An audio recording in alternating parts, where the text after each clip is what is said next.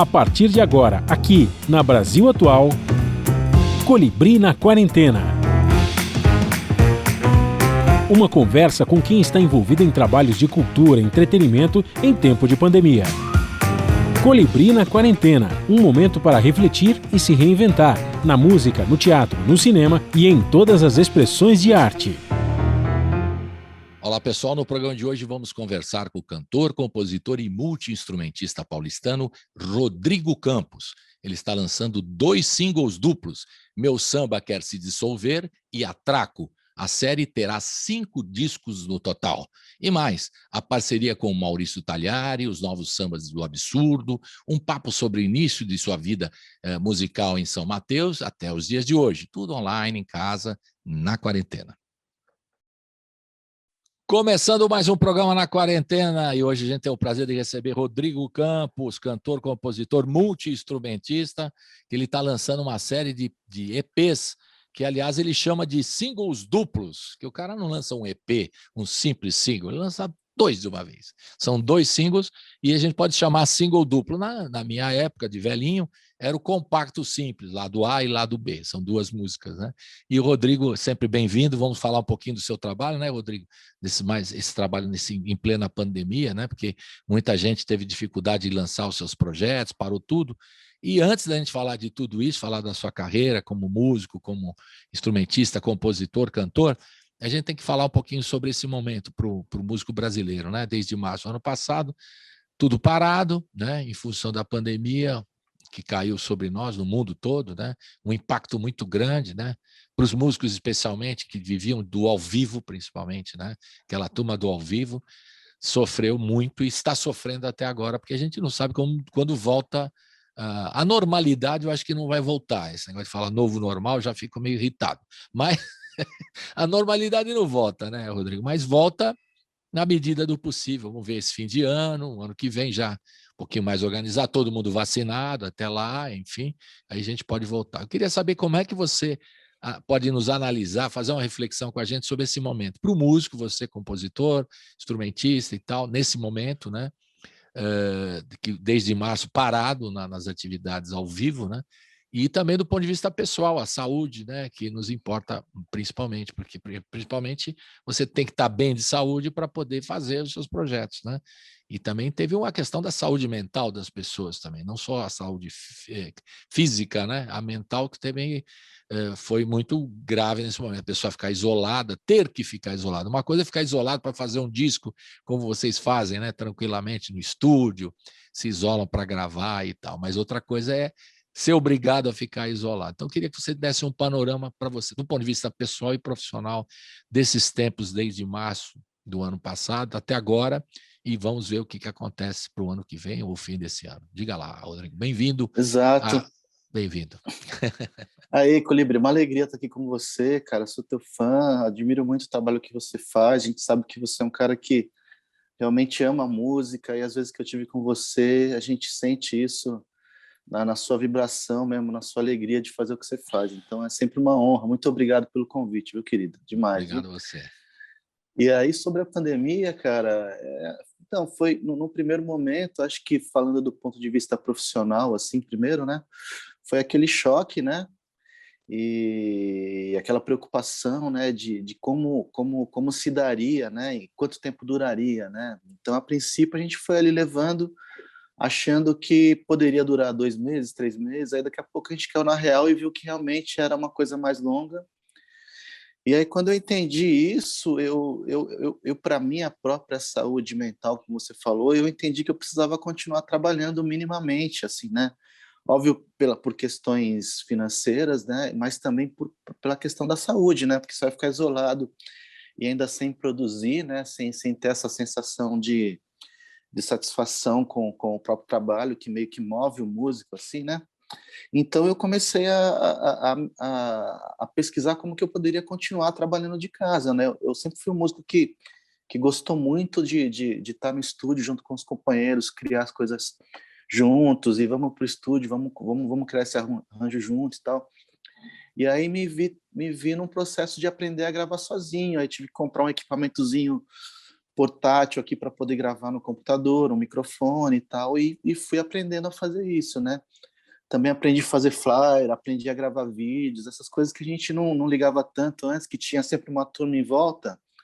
Então foi um pouco esse processo de reaprender a profissão agora do ponto de vista online, né? Porque o que está acontecendo é um pouco isso, né? Acho que a pandemia acelerou esse processo digital, né? Do ponto de vista musical, artístico, né? Então, o que aconteceria nos próximos 5 anos, talvez, teve que acontecer em 1 ano. Você vê vários músicos aprendendo a trabalhar online mesmo, né? Lives e gravar em casa, e fazer flyer, e virar um pouco um TikToker também, assim, né? O artista tem que ser um pouco um blogueiro também, assim, na né? marra, né, Rodrigo? Vamos combinar que foi tudo na marra, né? Como diz o outro, Tudo na na marra. marra. Então, acho que do ponto de vista profissional foi isso. Queira ou não, aconteceu um crescimento da minha parte, eu posso verificar um crescimento. Esses compactos que a gente está conversando aqui hoje, por exemplo, são frutos desse momento. Foram coisas que eu gravei completamente sozinho em casa, tocando tudo, gravando tudo sozinho. Então, faz parte desse novo momento. Inclusive, fiz clipes também para o primeiro compacto, né? Fiz uma espécie de clipe com recortes de filmes, assim, que eu chamei de esquizoclipe. Coisas que eu aprendi que eu aprendi a fazer também por conta da pandemia. E do ponto de vista pessoal, acho que foi muito ficar vibrando pela vacina, né? E ficar torcendo para que as pessoas respeitassem minimamente os protocolos, né? Ficar triste pelas pessoas que a gente perdeu, né? Ficar preocupado com os pais, com os amigos, né? Rômulo, por exemplo, que você falou até antes da gente conversar, Rômulo Frois, que é um grande amigo, perdeu a mãe na pandemia, né? Por Falou aqui Covid, pra né? gente, foi muito triste. Foi um momento que eu fiquei muito emocionado aqui no programa, ele contando a história, né? Ele fez até uma homenagem, né, à mãe dele, recente, né, o Roma. Foi muito triste mesmo. Então, acho que foi isso do ponto de vista pessoal, né? Se cuidar, tentar manter um pouco da saúde mental. Eu meditei bastante, passei a meditar mais diariamente, uma coisa que me ajuda assim bastante, sabe? Comecei a fumar maconha também, que me ajuda. Você Mas fez faz É. parte da meditação, digamos assim. Faz parte da meditação. E eu comecei a fumar assim de propósito. Comecei a ver uns documentários do Siddhartha Ribeiro sobre isso, né, e tal, e também procurei o tipo de cannabis que tinha mais a ver com o meu temperamento, né, que é a sativa, que tem mais THC do que CBD. Então tudo isso ajuda, né, e também numa dose muito pequena também, porque como eu não sou um usuário há muito tempo, então foi só uma dose uma vez por semana, uma coisinha ali. Então procurei maneiras que me ajudassem a passar por esse momento. E também eu sou um cara muito caseiro, também isso me ajudou, né? Sempre fui muito caseiro, né? Então é MUBI, é Netflix, é livro. Então também sempre gostei muito de ficar vendo filme, série, lendo. Então isso também me ajudou, né? Nesse momento também. Esse meu temperamento também me favoreceu, né? Porque tem um cara inquieto também, o hiperativo, né, que a gente fala também, que o cara que passou, aí esse passou perrengue mesmo também, porque o cara, imagina o cara que depende de fazer todas as coisas, que quer fazer tudo interagindo com as pessoas ao vivo, não poder fazer isso mais, né? Você Sim, tem essa total. experiência de estúdio, né? Uma calma, um jeito de ser que permite você estar fazendo o seu trabalho e seguir, tanto criativamente, né? E aquele que Sim. depende, né, daquela coisa do contato, Do ao né? vivo, né? Do ao vivo, que o cara não consegue ficar sem, uma espécie de, né, de uma necessidade mesmo do artista, né? A gente falou também das outras áreas, né, Rodrigo, do teatro, né? Aqui no começo fizemos muita entrevista com o pessoal de cinema, de teatro também, e aí o Celso Fratesi colocou uma frase muito boa, ele falou assim, nós estamos fazendo uma coisa aqui pela internet, nas chamadas lives e tal, mas vou avisando, isso aqui não é teatro. Nós estamos fazendo um negócio, nós estamos fazendo uma coisa aqui, mas isso aqui é não uma é coisa teatro. nova, exatamente. Acho que nós estamos experimentando, nos virando e tal. Como muitos de vocês, Total. músicos lives, imagina que vocês, como são perfeccionistas e gostam daquele som completo e tal, vocês não ficam muito satisfeitos com o resultado final, principalmente nas primeiras, né, que foram muito ruins, vamos combinar, né? Claro, Então, claro. por conta de questão que todo verdade. mundo aprende, a gente aqui no programa foi evoluindo o som também, né? A gente está aprendendo a fazer, A né? gente está aprendendo a fazer. Agora, Aquele cara que gosta da coisa que, né, ficou bastante frustrado. Falei, tem que ter, é o que temos para o momento, como diz aquele outro, né? Sabe aquele, eu quero isso, quero aquilo, quero. Não temos, mas o que temos para o momento é isso. Topas, então, siga. E você tem essa facilidade, né? Você tem o jeito de gravar no estúdio, de ser um cara que também se satisfaz, né, criativamente no estúdio, gravando sozinho mesmo, né? O que é uma coisa que não é todo mundo que consegue, né? Tem o cara que quer tocar, mas quer tocar junto com o outro, não consegue tocar sozinho. Claro. Imagina os cantores, os cantores que não tocam instrumento, muitos deles, né? Ficaram difícil, numa, né? não é? Numa dependência complicada, né? E inventando coisas, né? para cada um inventando uma coisa, né? Claro, total. Da aula, né? Workshop, a gente tá todo mundo dando bastante aula, né? Essa coisa.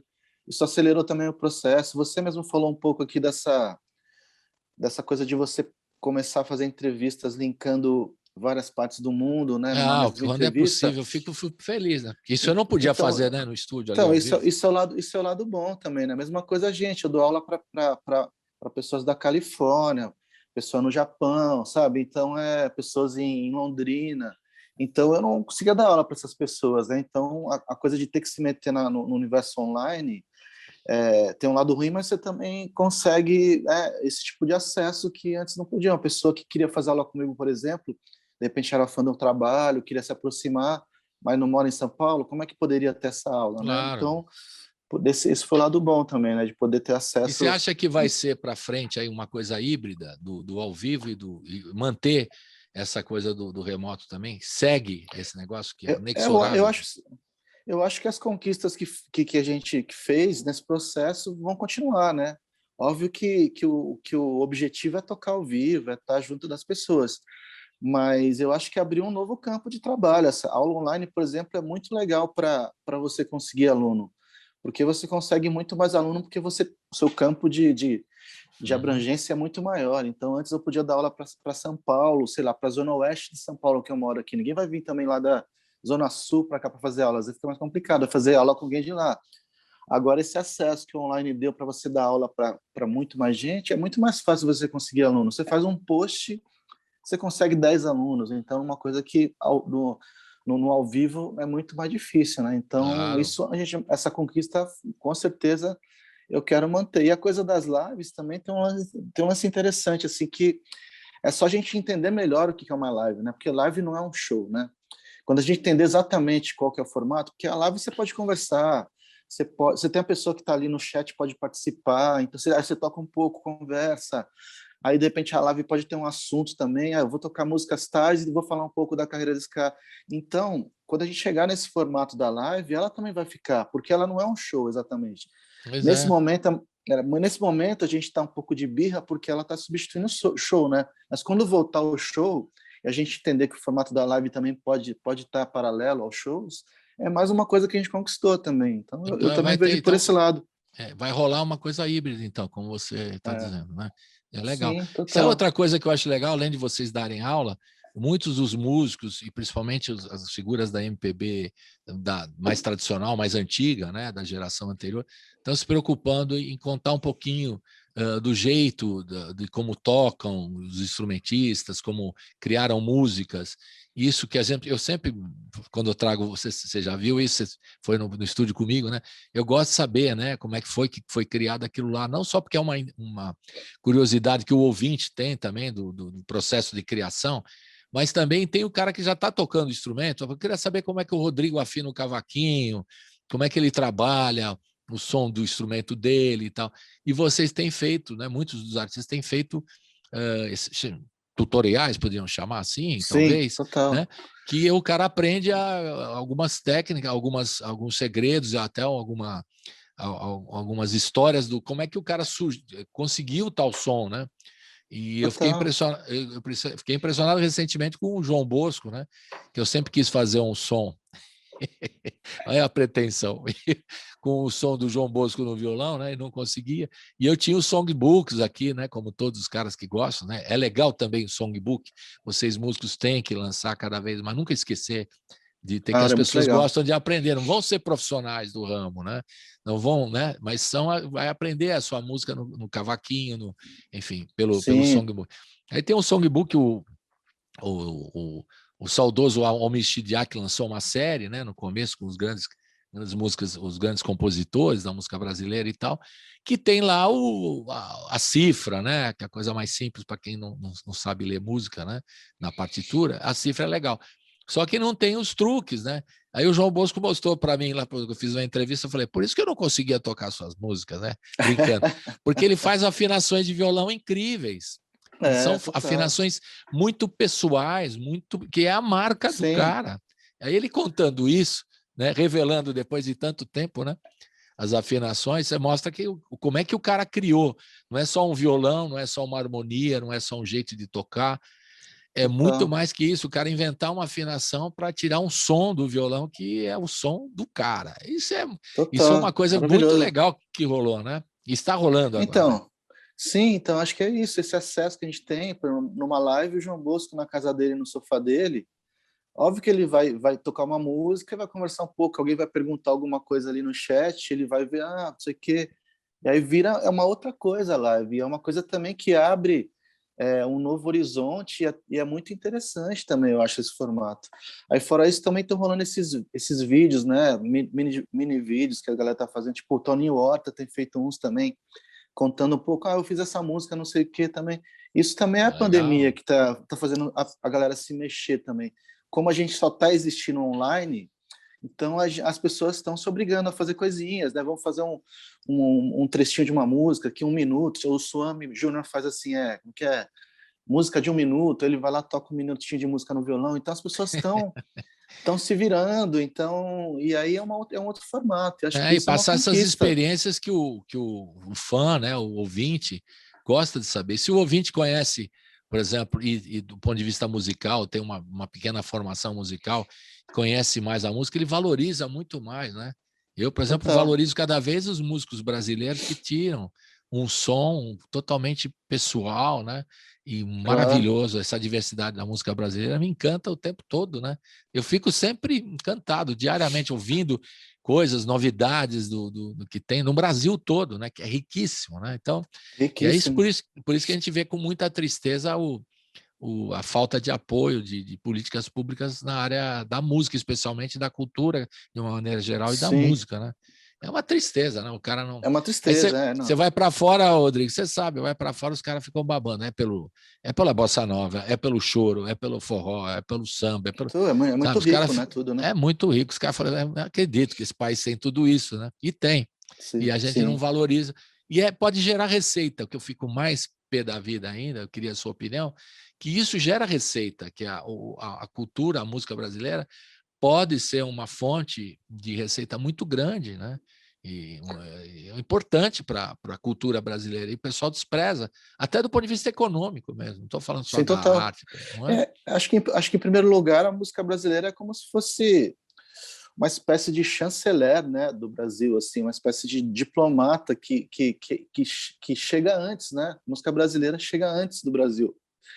E em épocas que a música brasileira é valorizada, a arte brasileira como um todo, a imagem do Brasil no mundo fica muito melhor também, porque a gente tem toda a cultura e todo o nosso processo representado na arte, né? Então, quando a gente chega antes com a nossa arte, óbvio que tudo que vem depois vai ser bem-vindo, a política, as relações internacionais. Então, isso é uma primeira coisa, né? Fora todo o resto, né? Que pode vir disso mesmo, né? De parcerias mesmo mais efetivas do ponto de vista cultural, né? Festivais no Brasil, conectando com Portugal, como já teve ano do Brasil em Portugal, que a gente foi tocar, coisas desse tipo, assim, né? Então, é isso, a música tem que ser valorizada porque representa, e grandes políticos viram isso, né? Sei lá, mesmo o Getúlio, que era uma espécie de ditador, na época dele, ele sacou isso, ele sacou que a música brasileira era o chanceler do país, né? Então, ele até interviu, assim, né, com os compositores, pedindo que compusessem músicas sobre o Brasil, músicas nacionalistas. Sei lá, tem essa época até que alguns sambistas ironicamente compuseram, né, como o Wilson Batista compôs, por exemplo, porque acho que o Getúlio queria limpar um pouco aquela imagem do malandro brasileiro, e o Wilson Batista, eu acho que ironicamente compôs Quem trabalha é quem tem razão. Eu digo e não tenho medo de errar. O bonde de São Januário leva mais um operário. Sou eu que vou trabalhar. Então, isso é nessa época do Estado Novo, né? Então, você vê que o próprio Getúlio, né? Depois o Kubitschek também, né? Então, os grandes presidentes, né? O Mesmo Cheque de era o direita. presidente Bossa Nova, lembra que os Pois caras é, falam?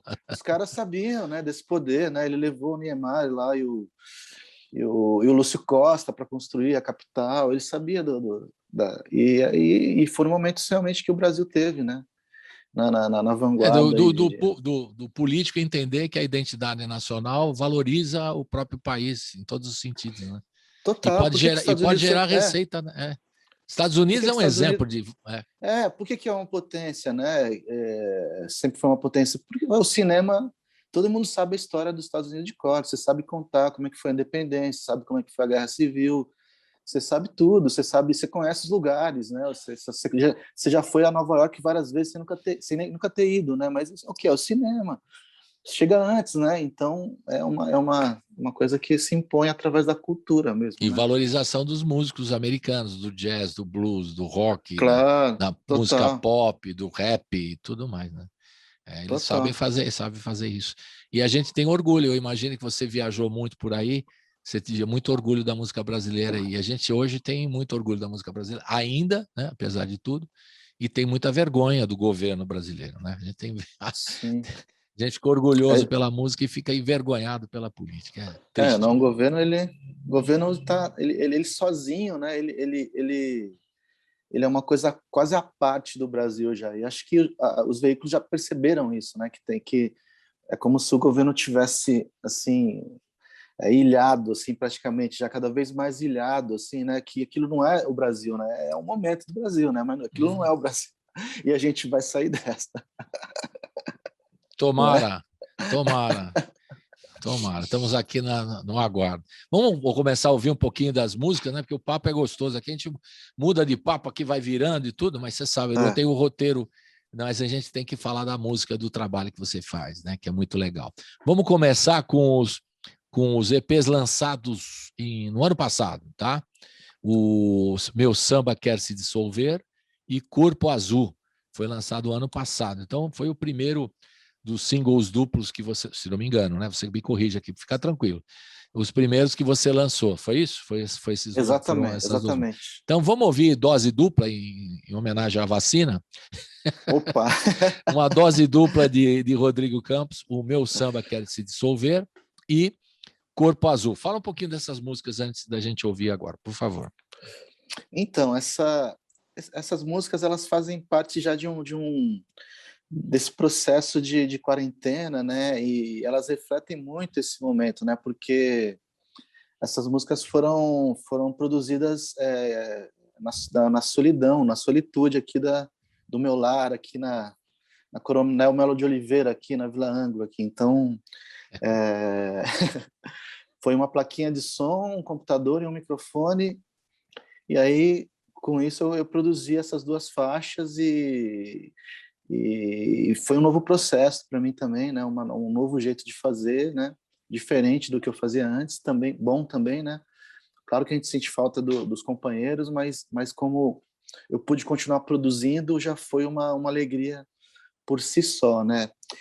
E Meu Samba Quer Se Dissolver é um samba que tem um quê budista, assim, tem uma vontade budista, assim, né? Porque ele fala do samba como se o samba fosse essa alma meditativa que consegue se conectar com o todo, né, através dessa dissolução e desse esvaziamento da forma para virar só conteúdo espalhado pelo universo aí, né? Então é um pouco isso, o samba quer se dissolver, né?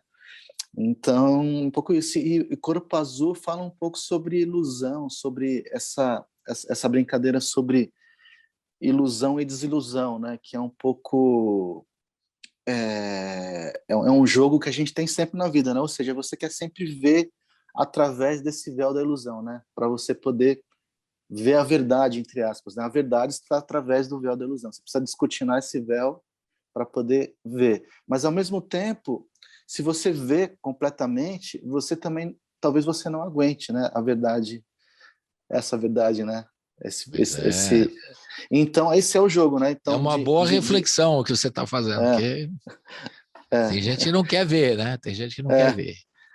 Então, esse jogo de ilusão e desilusão é um pouco o que fala em Corpo Azul, assim, o quanto é necessário a gente ver através, mas quando você vê através completamente, é capaz que você perca um pouco a esperança. Então, é bom você voltar atrás um pouco, você jogar com o véu. Você quer descortinar, mas você também respeita o véu de alguma maneira. Então, é um pouco sobre isso.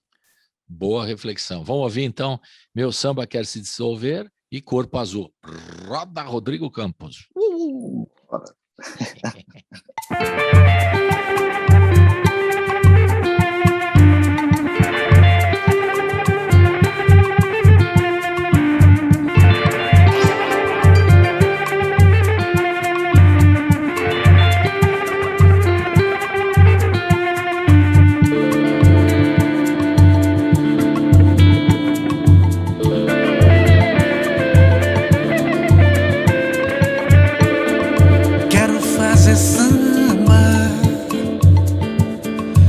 Se fosse voar, como se houvesse sentido, como se fosse possível a morte enganar. Quero fazer samba, como se fosse voar, como se houvesse sentido, como se fosse possível a morte enganar. Não quer meu samba procurar a claridade que não há de se ter.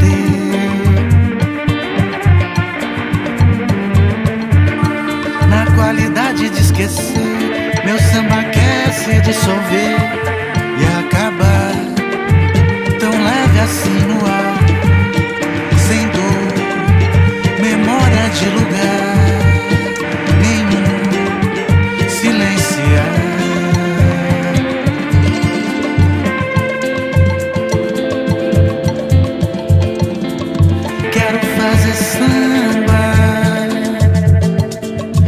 Se fosse voar, como se houvesse sentido, como se fosse possível a morte enganar. Não quer meu samba procurar a claridade que não há de se ter.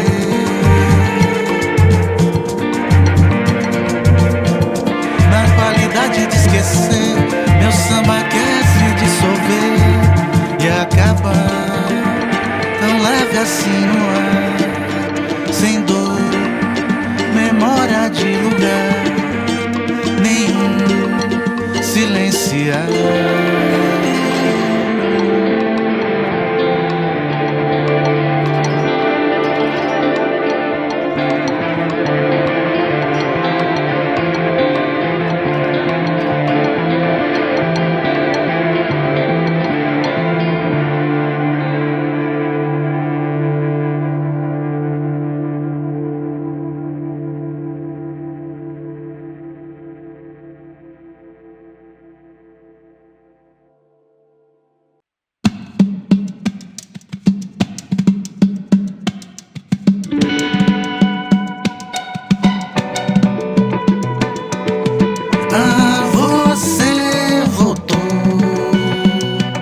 Fez bem o amor, o sol tocou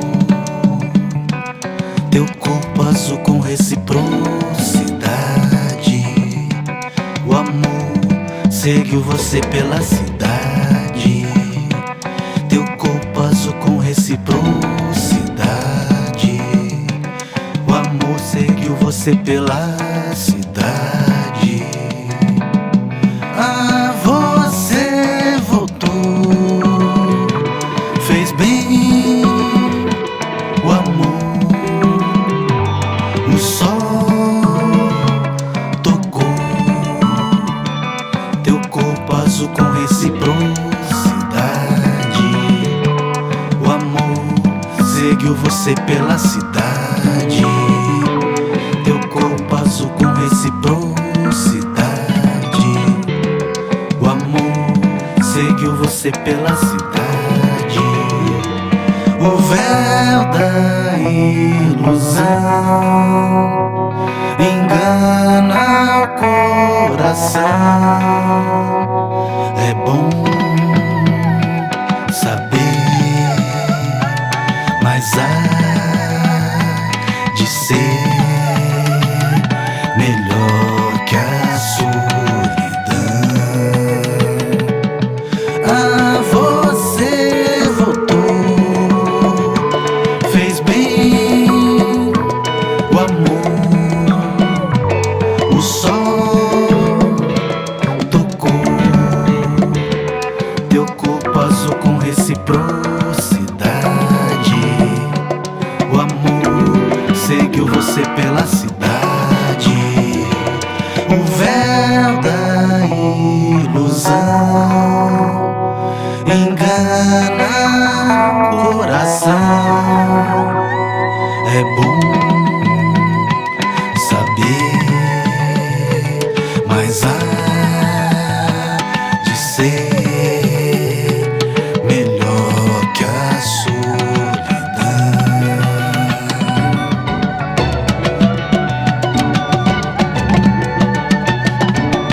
Ah, você voltou, fez bem o amor, o sol tocou teu corpo azul com reciprocidade. O amor seguiu você pela cidade. Teu corpo azul com reciprocidade. O amor seguiu você pela cidade.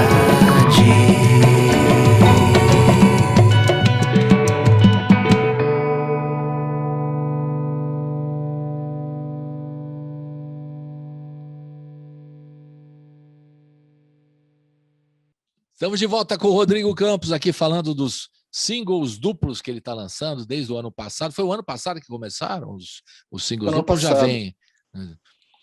Não, é o ano passado, 2020, né? Que 2020. começou Ô, Rodrigo, essa... você falou no texto aí que eu estava lendo seu, que você, quando os primeiros momentos seu como músico e tal, você fez uma coisa assim também. O primeiro trabalho seu foi em casa e tal, que você ainda não dominava, não tinha tanta experiência, e você fez até uma autocrítica do seu primeiro Sim. trabalho, coisa rara nos músicos, né? Hoje em dia, fazer Sim. o primeiro que eu fiz não estava tão bom do jeito que eu queria e tal. Fala um pouquinho disso aí, que foi a primeira experiência, já foi nessa pegada de fazer em casa mesmo? Você quis fazer assim? Como é que foi? Conta essa história aí. Então, a primeira experiência, eu fui num estúdio, só que eu fui num estúdio sem produtor, eu fui sozinho, assim, eu engenheiro de som, né? E era um estúdio caseiro também de um amigo, né? Então é isso, eu me propus a gravar e tal, e fiz todo o processo meio que sozinho, gravando e tocando, e as músicas e cantando. E no final do processo eu não fiquei satisfeito, mas eu não fiquei satisfeito do ponto de vista sonoro, do ponto de vista de produção, Entendi. sabe? Então eu abandonei o trabalho e fiquei uns anos assim, sem gravar, pensando sobre isso, né? E depois que Esse eu aí foi entendi o que eu qual? Foi o Urbanda? Foi esse? Urbanda? Não, Não, esse disco acabou não não foi saindo, lançado, não antes do saiu. Urbanda. Antes do Urbanda. Foi depois do Urbanda, Ah, tá. foi antes do meu solo, que seria o São Mateus, né? Sim, São Mateus foi Então, 2009, né? 2009. isso. Então esse disco seria um disco, o meu primeiro disco, seria um disco antes de São Mateus. Aí eu abandonei ele. Foi quando eu conheci o Beto Vilares e convidei ele para produzir. Aí eu entendi todo esse processo de produção, de tirar som e tal. E aí depois, em 2018, que eu falo desse disco quando eu vou gravar o Nove Sambas, né? Que é um disco de samba, né? Porque esse meu primeiro disco seria um disco mais de samba do que São Mateus foi. Um disco de samba mais de gênero, né? Não usando o samba como matéria-prima, como foi o caso de São Mateus, mas seria um disco de gênero. Então eu volto a esse disco de gênero, que é o Nove Sambas, e aí agora sim, fazendo tudo sozinho, mas assim, a diferença desses compactos é que eu fiz tudo sozinho no estúdio com o engenheiro de som, eu fiz a parte musical sozinho, né? Agora, nesses compactos, eu estou fazendo a parte digamos, de captação de som também, né? Coisa que eu não Tudo. fazia antes. Então, Você está se autoproduzindo, então digamos assim. esse foi o passo em relação a esse disco, entendeu? Do Nove Sambas. Mas o Nove Sambas já foi essa coisa de tocar sozinho, ir para o estúdio sozinho, mas tudo com o Kaká da YB lá na salinha de gravação, de captação, tirando o som tal, e me ajudando, né? Não, vamos microfonar assim, esse som tá bonito. Vamos fazer de novo, não, a voz não tá boa, grava mais um take. Então tinha ainda um engenheiro de som ali, né? Mesmo eu produzindo do ponto de vista de direção musical, eu tinha um engenheiro de som, né? Agora agora eu tô fazendo desde essa etapa também, né? Então essa é a diferença em relação aos compactos ou single duplos, né? Desse primeiro trabalho que eu abandonei, né? Legal. Entendeu? Entendi. E agora você citou há um tempo, há pouco tempo agora nesse papo aqui, o Suami Júnior, né? E num papo que eu tive com ele é produtor de Mão Cheia e tal, ele falou para mim que ele imaginava, né, como existe fora do Brasil, pela experiência dele com o Mara Portondo e tudo que ele viajou pelo mundo aí, que ele achava que tinha que ter um profissional, músico, que também da área de engenharia de som, músico e engenheiro de som. Não sei se é exatamente esse termo, né? E que soubesse a parte, entendesse da parte musical, mas pudesse traduzir com as tecnologias de hoje, né? Um som que tivesse mais a ver com o artista. Quando você imagina um som e tem um produtor que seja, além de produtor, um engenheiro de som, um cara que entenda também do som, para trazer... Porque eu sempre perguntei para ele da qualidade do som de alguns discos, né? Que a nossa é muito boa, hoje em dia, né? Comparado, tem um ótimo nível, mas ele disse que ainda falta esse a mais. Eu falei, porque às vezes o som, a gente não consegue um som. Ele falou que falta esse profissional, um profissional que está surgindo, ele disse, que está surgindo, um profissional que é músico, ele também entende da produção artística, sim, e também entende da finalização, o cara que vai acompanhar não só a masterização, a mixagem, mas também naquele momento que você vai gravar o violão, o cavaquinho, e vai trazer essa sonoridade para... Existe esse profissional? Você já está se tornando um profissional assim, Rodrigo? Eu acho que eu tô nesse caminho, pelo menos no meu trabalho eu já faço isso, eu não tenho que pedir desculpa a ninguém, né, se der errado, então então comigo eu já me arrisco já. Mas eu acho que as novas gerações, eles já vão vir com essa prerrogativa, com essa qualidade, porque com a acessibilidade dos meios de gravação, né, acho que todo mundo está experimentando já. Acho que essas novas gerações elas já fazem um pouco isso, né? Um ponto de vista amador ainda, eu acho, mas que cada vez mais vai se profissionalizar, porque é isso. O cara tem um notebook, um microfone, uma placa de som, ele tem um home studio. Então, acho que os garotos de hoje em dia, de 20 anos até 30 anos, eles estão fazendo isso já como algo usual, assim, né? Então, acho que essas gerações cada vez mais vão apurar esse Eles já ouvido... mexem com essa ferramenta, né, de certa forma, tecnológica. Porque eles já estão vindo desse lugar, né? Já nasceram assim. Eu, por exemplo, comecei a fazer isso agora, né? Mas há 20 anos atrás, quando eu comecei a gravar, eu ia para o estúdio, né? Eu não sabia nada e acho que era usual na época você não saber nada como músico. Você não se cobrava isso, né? Você queria saber tocar bem e chegar lá tem um cara que vai captar e tal. Então essa preocupação tem vindo cada vez mais agora que a gente está tendo acesso aos meios de produção através do barateamento mesmo dos equipamentos e o avanço das tecnologias, né, que estão colocando cada vez mais potência em aparelhos menores e com preço mais baixo. Então, às vezes você tem um som tão bom quanto um estúdio, dependendo do que você compra para o seu home studio. E se você souber usar, então acho que é um ganho, né? Acho que é isso, né? Não, e é uma necessidade, né, também, Rodrigo? Uma necessidade. Claro. Você falou no começo do papo a necessidade da gente aprender, eu também, né? Todos nós, claro. Aprender no dia a dia dessa pandemia aqui, se virar. E também o músico está se aprendendo, que é um novo músico que surge, né? O cara que tem que entender da captação e daqui a pouco as frequências, né? De captação, né? E o cara vai fazer o produto do começo até o fim, masterização. Eu ouvi já histórias, né, de discos históricos, né, de grandes músicos que na hora da masterização o músico não se metia, né? O cara que fazia não, a masterização faz o cara lá e tal. Depois ele ouvia e não gostava, e não sabia explicar por quê. Exatamente. E aí é isso, também não tem a linguagem, não tem os termos, não consegue, às vezes, traduzir também o que ele está sentindo, assim, né? Por isso que o João Gilberto, ele chamava sempre o mesmo técnico de som lá, o japonês que ele gostava, né? O japonês, ele não falava japonês e o japonês não falava português, mas eles se entendiam lá disso negócio. Mas fora o folclore à parte do João Gilberto, a capacidade dele crítica, que ele não liberava fonogramas assim, né? Ele reclamava justamente que ele não chegava ao som que ele queria. Então ele fazia no violão, a voz do violão, né? Que é a coisa dele, a marca dele. E na hora que ele ouvia, se a captação não tivesse legal, ele não liberava, simplesmente tal. Ele tinha essa prerrogativa de falar assim, olha, não gostei, não vai rolar isso. Mas é isso, o cara toca no banheiro. No banheiro é aquele som maravilhoso, cara. Pra você fazer aquele som do banheiro, você precisa ser gênio no estúdio, cara. Sendo que no banheiro, numa sentada, você tira aquele som. Eu gostei de uma sentada, Rodrigo. Você foi irônico. Numa sentada tá tudo resolvido. Agora vai pro estúdio fazer esse som, cara. Aí isso tem que dar a volta completa. E precisa entender também de frequências, de coisas de engenharia também. Frequências, modulações, compressões, essa papo todo que eu acho difícil. Quando eu vejo os técnicos, eu fico todo encantado de ouvir. Não, porque falta compressão, aqui falta, não sei. Opa, então, eu não entendo nada, mas eu acho bacana. Não, é toda essa linguagem, né, que faz o som soar, e também tem a linguagem de disco também, né, que é um pouco...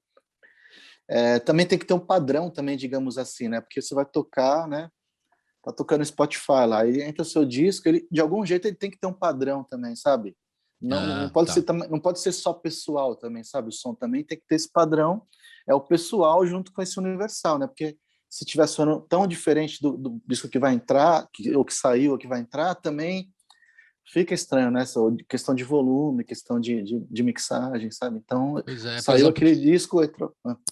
Você vai ouvir em MP3, né? O cara tá em MP3, que não é uma qualidade, sabemos, né? Que não é uma qualidade top, mas que as rádios e os Spotify da vida, os streams usam, né? Então você também tem que ter a sua versão em MP3. Exato. Por aí que tem que começar a entender bem para cada veículo um tipo de som, né? Você vai fazer para um vinil também é outra coisa. Outra master, para o CD é outra master, tudo muda, né?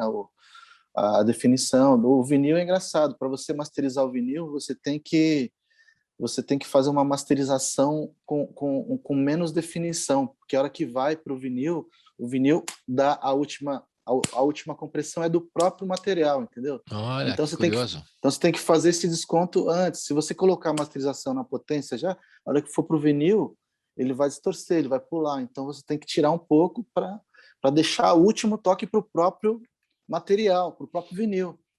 Então tem todas essas sacadas, né, que o engenheiro de som vai fazer. E vocês músicos estão aprendendo com a experiência. Está aprendendo na marra, né? Mas estamos. E o do CD é muito chapado ainda, o som, porque tem aqueles super entendidos de som, gente fala, o CD nunca foi um som perfeito, como dizem, né? Quando foi lançado, a gente ficava encantado pela limpidez, digamos assim, ou aquela coisa, né? Que dava para ouvir e tal, mas muitos reclamavam que tinha muito agudo, ou que ele não tinha um balanço de graves agudos médios, que era um som muito chapado. Isso é verdade mesmo? Então, eu vejo explorando mais o Rodrigo. Claro. O Rodrigo, aprendiz de engenheiro aqui, né? Vamos lá. Mas o que eu acho, eu pensando assim, eu não vejo muito essa coisa de valoração, o que é bom, o que é ruim, mas eu vejo assim, por exemplo, você pega um filme em película, né? Vamos fazer uma analogia aqui. Boa.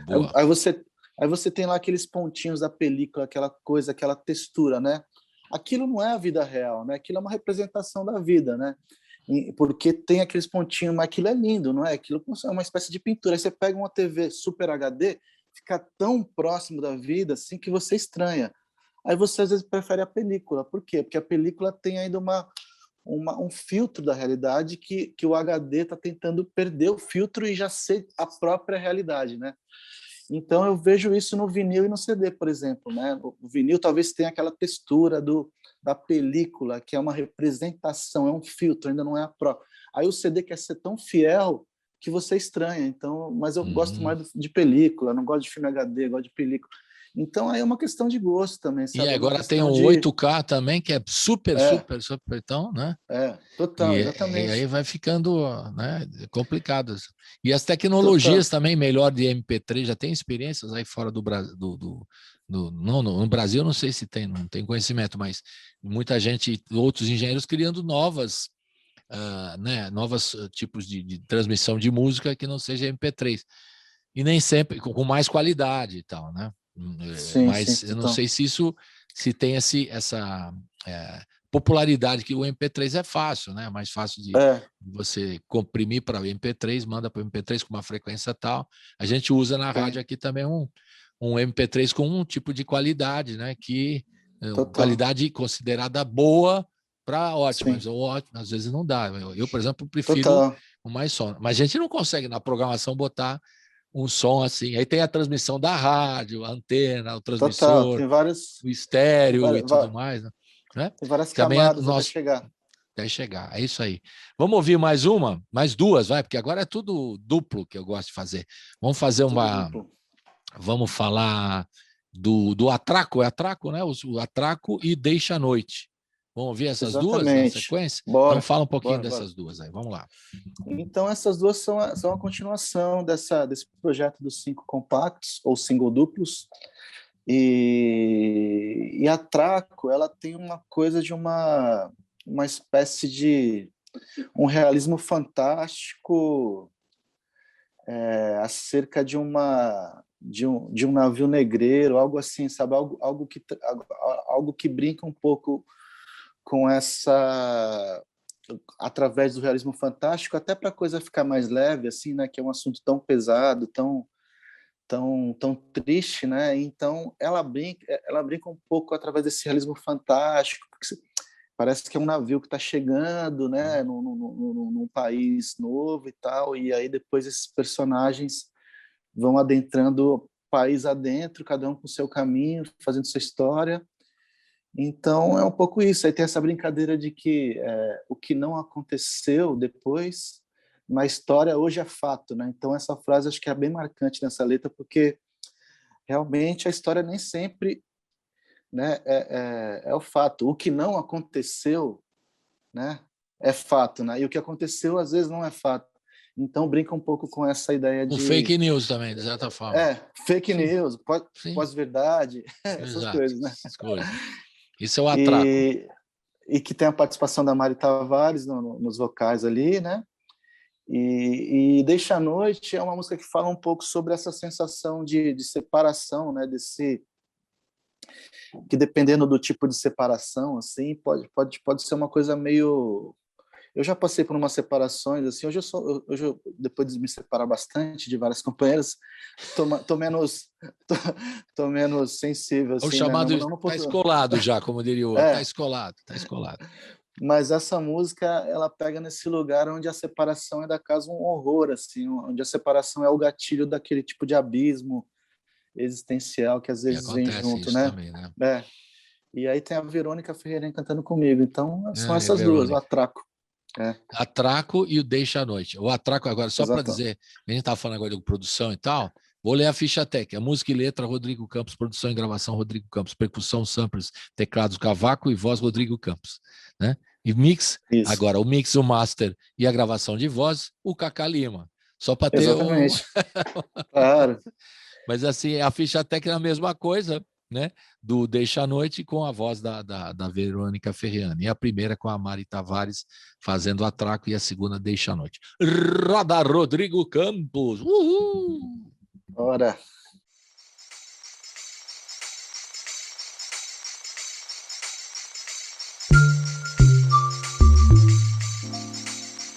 Sambei na beira do mato, voltei pra beira do cais, meu navio atracou, todo cheio de mulatos.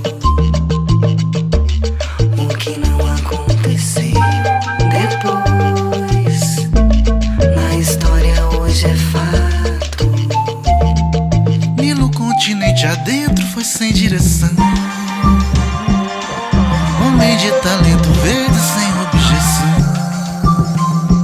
fincou a bandeira no morro da ressurreição. Viver incauto, Sambei na beira do mato, voltei pra beira do cais. meu navio atracou, todo cheio de mulato. O que não aconteceu Depois, na história hoje é fato. Ana da pele vermelha comeu com a mãe, na casa de Conde Agostinho Alfonso Guzmão. Pariu na cocheira menino da pele algodão. Vender barato, Chica, cantora divina, ficou pelo chão da dita cidade bonita de Anunciação. Cantou a canção favorita do mestre alemão, de pedra e salto.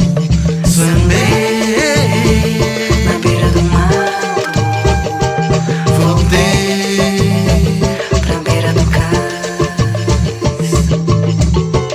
meu navio atracou, Todo cheio de mulato. o que não aconteceu Depois, na história hoje é fato.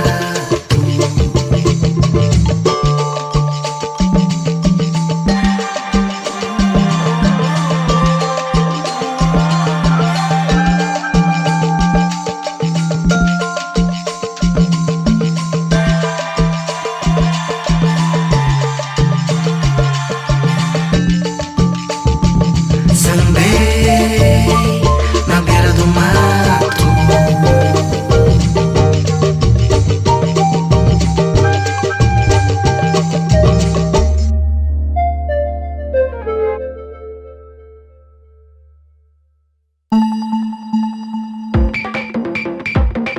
o que quer dizer quando diz, quando não? Sobre o que estamos nós conversando. Deixa a noite passar, pra então despertar.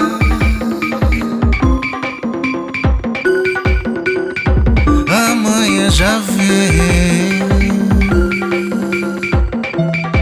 pra ceifar todo sonhador. E quando a voz encontrar o suspiro final,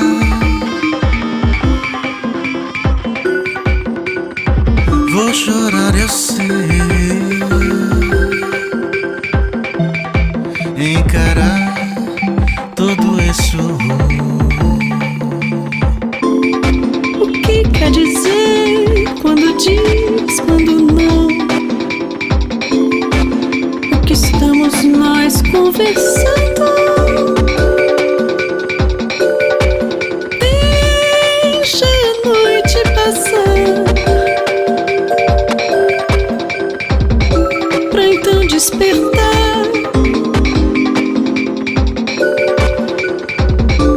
Amanhã já vem pra ceifar todo sonhador. E quando a voz encontrar o suspiro final, vou chorar, eu sei, encarar todo esse horror.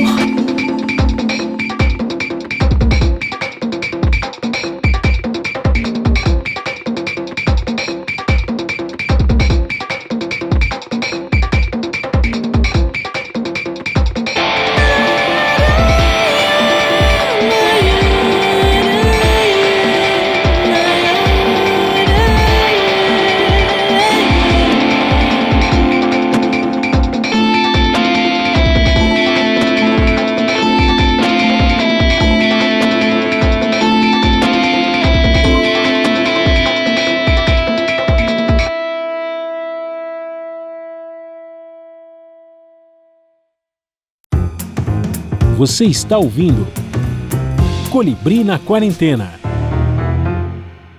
Estamos de volta com o Rodrigo Campos falando sobre os singles duplos. Eu gostei desse nome, singles duplos.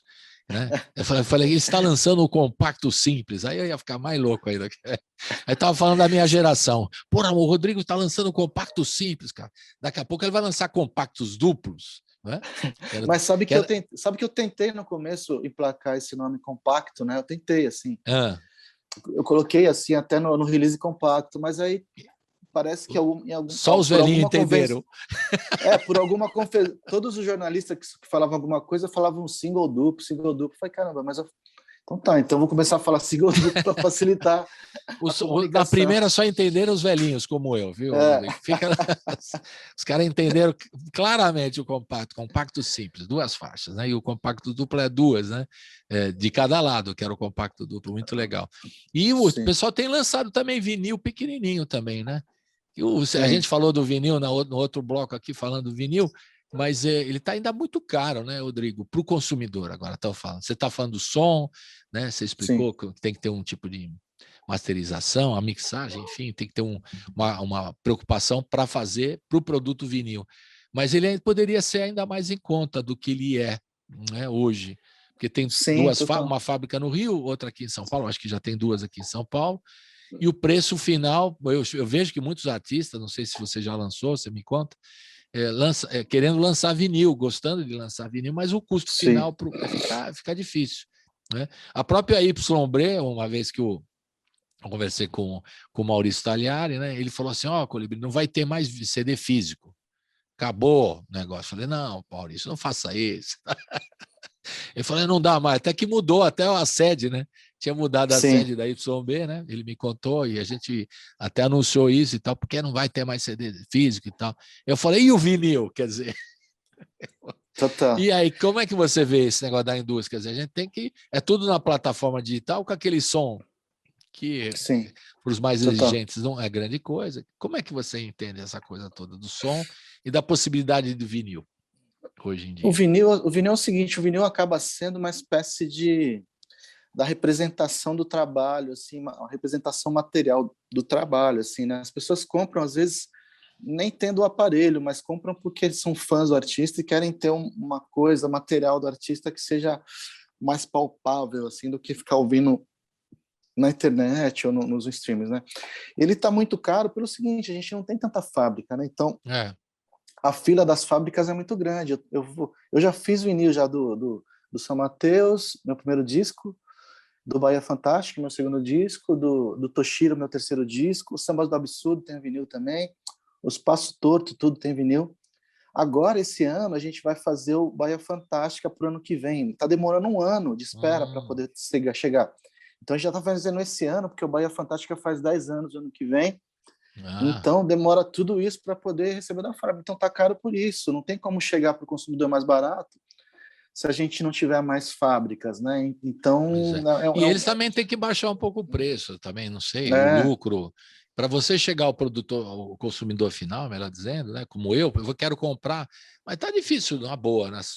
Pagar um vinil 150 paus, assim, é difícil, tá? Pagar. É super caro, super caro. Aí fica caro, aí, sei lá, temos que dar um jeito nisso aí e chamar a atenção ter mais fábrica ou ter mais concorrência para o preço baixar, né? Que é assim, né? Sim. De repente, né? Sei lá. Total. E os aparelhos também, né? De vinis, né? Também acho que isso pode ajudar bastante, porque acho que no primeiro momento acho que tem que haver um boom de consumo mesmo para poder surgirem novas fábricas, né? Senão não vai conseguir, esse ciclo não se fecha, né? Porque a fábrica sozinha não consegue baratear porque ela demora muito tempo para fazer. Então, se ela baratear, ela não se paga também, né? Então, nada contra eles terem o lucro, mas o problema é que no consumidor final fica muito caro. Não, mas eu acho que eles não têm tanto lucro, essa que é a questão. Acho que é tudo muito caro ainda, porque ainda é um mercado muito, muito de fã, de colecionador. Tem que virar uma coisa... Tem esse lado,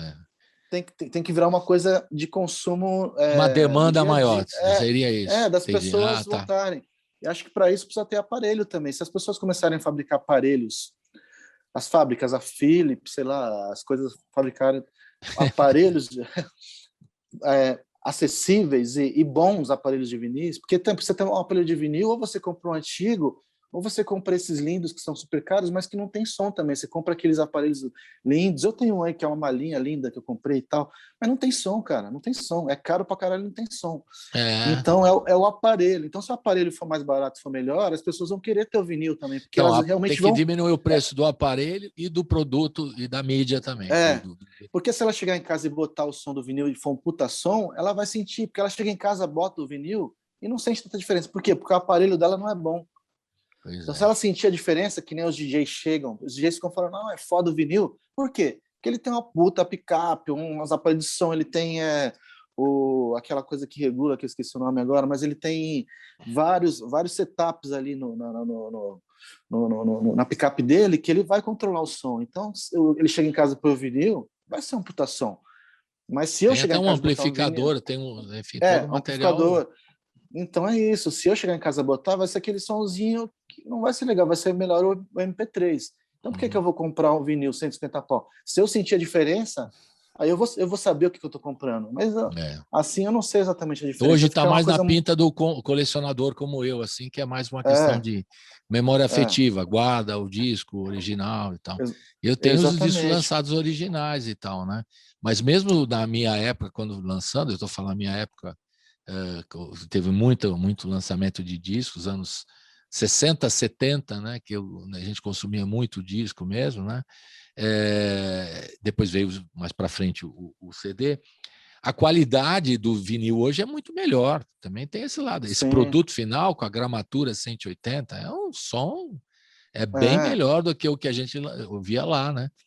Claro, mudou. Então tem toda uma questão de indústria. E passando dessa questão da indústria para as mídias sociais, você acha que nós somos ainda reféns, somos muito dependentes desses streamings, essas plataformas de música de streaming que são aí, que tem o Deezer, Spotify, enfim, todas essas que estão aí no mercado. A gente tem a necessidade de lançar nas plataformas digitais e ter uma dependência muito grande, porque hoje o músico vive muito de colocar nas plataformas de streaming e nas redes sociais. Nós somos dependentes. Como é que você vê essa contradição? Ao mesmo tempo que a tecnologia é incrível, nós estamos aqui, no fundo, né, falando de tecnologia, elogiando toda essa evolução, né, para a música, que ajuda muito a música. Por outro lado, o músico recebe uma merreca, né, de receita mesmo com essas plataformas digitais. E como é que você vê essa contradição? Nós somos dependentes, mesmo ao mesmo tempo é o que temos para o momento, como a gente já falou lá, a única coisa que temos. Como é que você vê essa situação do músico hoje, do compositor, do cantor, que, né, não só os direitos autorais, mas a questão das plataformas, você tem que botar, enfim.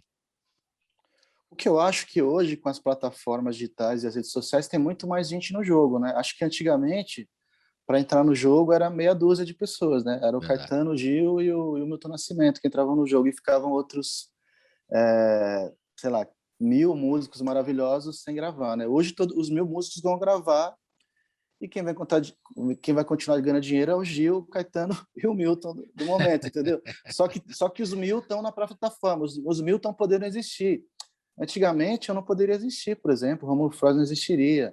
A gente ia depender de uma gravadora que acreditasse no nosso trabalho mais ligado a uma liberdade estética, né? Então era difícil entrar numa gravadora se você quisesse ser livre esteticamente, né? Então, perfeito. Acho Esse que lado hoje de inclusão, perfeitamente. Perfeito. E a coisa da grana é a mesma coisa. Quem sempre ganhou é quem sempre está ganhando, e quem não existia está ganhando um pouco. Então acho que é melhor existir e ganhar pouco do que não existir e não ganhar nada e tá trabalhando na sapataria ou sei lá, que eu poderia, no meu caso, sei lá, eu acho sempre melhor, cara. Eu acho que a rede social hoje é o que faz existir a gama de músicos que a gente tem, cara. Você, no seu programa, por exemplo, todo dia deve ter 300 lançamentos. Por que existem esses caras todos? Porque eles não dependem mais da gravadora, eles dependem também da rede social, tá? Depende do Facebook também, que é um outro tipo de condicionamento também, mas é um condicionamento mais inclusivo, né? Do que uma gravadora ser a curadora cultural do país, né? Não é a gravadora que faz a curadoria mais, né? É a gente mesmo que faz. Mas, Então, mas as plataformas de streaming continuam com as grandes corporações que ganham dinheiro como era antigamente, ou não? sim, exatamente. Só que todo mundo entra, né? Todo mundo põe o seu trabalho lá. Então, eu tô lá, né? Por exemplo, tô ganhando pouco, mas eu tô lá. E eu tô vindo no seu programa, porque eu tô lá, entendeu? Não, Agora, porque tem aí a rádio também tem a sua missão, né? Que é a mídia antiga, digamos assim, né? A sim, mídia mais tradicional, rádio, TV, né? Que devia ter até muito mais, eu acho, que devia ter muito sim, mais. A gente tem aí é um estudo mais complexo, né? Que tem, por isso que a gente sabe o slogan da rádio, que é as músicas que as outras não tocam, né? Exatamente porque a gente sim. quer ter um viés do que as outras são, Total. né? Que as outras tocam o Então, mesmo tipo de música. Então a gente tem então que você ter sabe o que eu tô mostrar. falando, né? Exatamente. Agora me Mas eu preocupa acho, muito a dependência, porque do ponto de vista financeiro, não há outras alternativas. Você não pode ir para mas, outra coisa, né? mas Tem, né? antigamente qual a alternativa que tinha? Era Também pouco não também. tinha. Não, antigamente era menos. Antigamente não existia. É isso que eu tô tentando te falar. Perfeito. Antigamente não existia. Hoje existe, entendeu? Amanhã vai melhorar. Então foi o primeiro passo. Hoje existe. Entendi. Hoje Então você existe, tem a uma gente tem visão uma. muito mais otimista e tal, mesmo que seja muito pouco, né? O que É, você receba, mas o importante é que você está na. Existe uma inclusão de tantos eu, músicos é, como você e eu outros existo, que. eu existo, eu existo como músico e ganho direito autoral todo mês, entendeu? É, O, mesmo o que. quanto, É. o quanto é O uma que eu outra também coisa. eu batalho por uns streamings que tenham uma remuneração mais justa. Aliás, eu falei muito com o Rômulo Freud sobre isso. Ele me falou do disco da Elza, né? Que ele teve não sei quanto de, né? Que aquela música que ele fez com a mulher dele e tal. E aí ele foi receber lá e ele falou por quanto ele recebeu, foi uma quantia irrisória, né? Sim, Enfim. Aí eu falei, mas isso é total. injusto, eu disse, né? É injusto Sim. mesmo, ainda é injusto, precisa ser uma remuneração maior. Porque aquela coisa, mas aí já estamos falando do questão econômica do capitalismo, né? Os caras ganham muito e a gente ganha Sim, pouco. total. Mas está E ganhando antes, ainda, é como você e está antes, dizendo, né? não, antes Nada. os caras ganhavam muito e a gente não ganhava nada. Então, pelo Pronto. menos a gente Então, exige. E amanhã a gente vai ganhar um pouco menos mais. mal, uma dependência que é menos mal, vai, digamos. Não, é legal, Eu, a sua posição é até bem otimista, bem legal. E importante, né? Falando dessa inclusão, chamando a atenção sobre a inclusão, né? sim, Agora que total. porque eu acho injusto, eu ainda continuo achando injusto, né? Porque Não, tem justo que. é o esquema todo, né? Então, mas acho que a coisa da coisa digital que começou lá com o Napster lá, que Isso, tentou sabotar todas as gravadoras, o Napster abriu caminho para hoje eu ter um direito autoral que é pouco, mas graças ao mas Napster, existe. que foi lá e jogou a bomba, a gente está aqui. A gravadora teve que lutar para retomar a sua posição, Eles mas ela não tiveram que conseguiu. repensar a indústria Mas musical, eles né? não conseguiram me expulsar. Eles não conseguiram me expulsar. É Então verdade. isso é um ganho. Eu tô aqui, eu tô no seu programa aqui. É claro, e nós estamos. Eu estou falando toda essa contradição, que eu sou um contraditório mesmo, e no YouTube, né? Estamos no YouTube aqui também. Total. Mas é isso, é os Não meios que a tem gente jeito. tem, a Mas gente pelo vai menos é o jeito aprender. de poder divulgar o seu trabalho, é uma forma de divulgar Sim. direto. Além E de daqui a estar na pouco, rádio, está no YouTube também. e daqui a pouco vai vir algum louco e vai achar um jeito da gente implodir a rede social e ser mais livre ainda, mas não chegou esse louco ainda. Opa! Mas daqui a pouco vai chegar Eu também. estou aguardando. Falando em loucuras, vamos falar um pouquinho vamos mostrar um vídeo, né? O Conselheiro Calado. Fala um pouquinho do Conselheiro Calado, esse single que você lançou com o Maurício Talhari. A gente falou do YB, do Maurício Talhari aqui. Fala um pouquinho desse vídeo aí que a gente vai ver agora. Você vê? No rádio a gente vai ver, mas o rádio vai ouvir só. No YouTube a gente vai ver esse vídeo que é chama-se lyric video, digamos, né? Esse que tem, e tem imagens bacanas e tal. Fala um pouquinho desse Conselheiro Calado que a gente vai ver e ouvir agora. Diga lá. Então, Conselheiro Calado foi uma brincadeira que eu fiz com o Maurício e ele comigo, que é o seguinte: a gente estava. A Adriana Moreira, que é uma cantora de samba que a gente gosta bastante, ela sempre foi minha amiga e tal, e um dia ela falou: pô, eu tô querendo gravar um disco, pô, sabe alguém que pode me ajudar? Eu falei: pô, tem o Tagliari lá da YB, que Claro. ele sempre apoia os artistas, posso falar com ele e tal. Aí eu falei: ô Maurício, pô, a Adriana tá querendo gravar, você não quer produzir o disco dela e tal? E na YB ele falou: pô, legal, eu gosto dela, produzo sim. mas você vai estar junto? Eu falei, pô, eu posso estar, mas acho que é mais com você e tal, acho que você vai saber fazer isso bem com a Adriana e tal, né? E aí ele me chamou com uma espécie de, mas você pode ser um conselheiro. Daí eu falei, não, tá bom, vou ser um conselheiro, mas um conselheiro calado. Eu vou lá e assisto e não falo nada. Conselheiro que não vai dar conselho, ele vai ficar calado. Tá, vai ficar calado. E aí ele falou, pô, conselheiro calado, pô, vamos fazer uma música. Eu falei, vamos. Daí ele foi e fez uma música, um A assim, né, uma letra e música, e me mandou. Aí eu completei o B com letra e música e a gente fez o Conselheiro Calado a partir dessa brincadeira, né? Então, é uma espécie de conselheiro que aconselha sem falar, aconselha apenas pelo gesto e pelo silêncio. Pelo olhar também. O cara está tocando, também. Aí você faz assim. Estou fazendo uma careta aqui para quem está no rádio ouvindo, estou fazendo uma careta. Então o conselheiro está calado, mas ele está opinando também.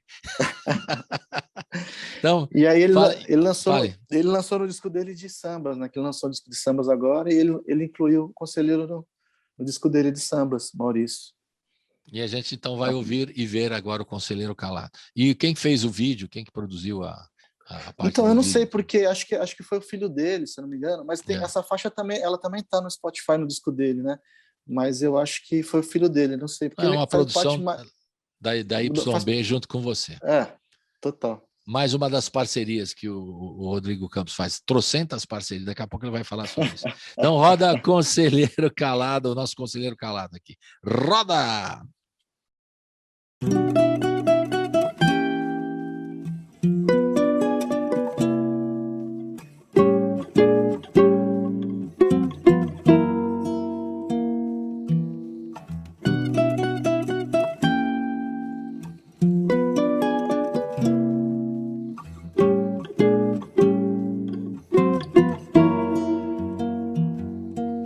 Sentado na dele, olhando o que acontece ao seu lado, o certo, o errado, à espera da definição, sensato, sentado na dele, olhando tudo que acontece ao seu lado, o certo, o errado, à espera da definição, sensato. A elasticidade dos fatos impera, o certo que era tão certo não era. Quem sabe um olho treinado, um coração habitado, possa ler a primavera.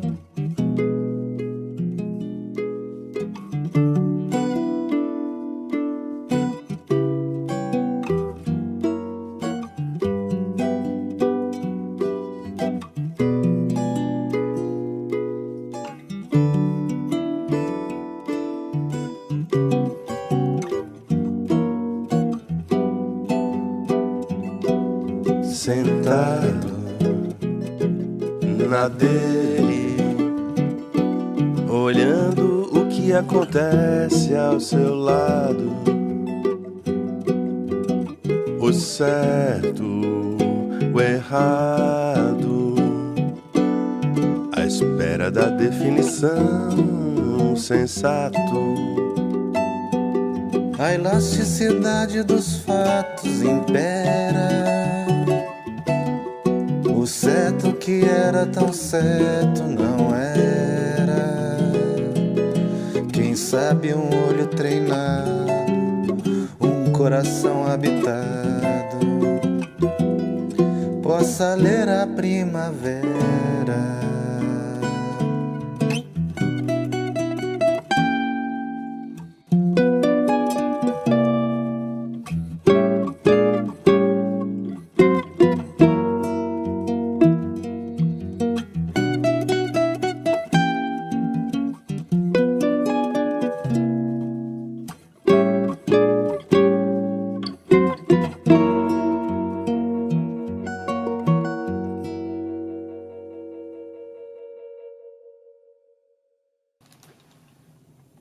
Estamos de volta com o Rodrigo Campos, estamos falando aqui do novo trabalho do Rodrigo Campos, que ele tem lançado desde o ano passado, singles duplos ou compactos, como queiram, lançando várias canções, né? Sempre em dose dupla, né? E já tem coisas, ainda esse ano, mais doses duplas que vão sair até o fim do ano. Qual que é a previsão até o fim do ano de doses duplas?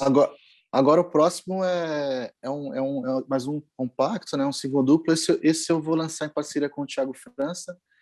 E são 2 músicas instrumentais, uma chama Lady Lee e outra chama Mr. Shang, que são dois personagens orientais representados através de uma música instrumental, assim, que fosse como se fosse uma trilha sonora de personagens inexistentes, assim, sabe? Então acho que essa é a próxima. E depois tem mais 2. Até o final do ano eu quero completar os 5, né? Vamos ver se vai dar tempo, senão... Já temos 2 aqui à disposição, mais 2 instrumental, e mais aí ficam faltando 2 até o fim do ano, né, Rodrigo? Agora Exatamente. Você falou do instrumental, eu queria que você falasse um pouquinho de instrumentos. Você domina tantos instrumentos aí, a gente falou antes de começar a gravar de cavaquinho, dos luthiers e tal, e eu queria que você falasse da música instrumental. Como é que você vê hoje, né, a música instrumental brasileira?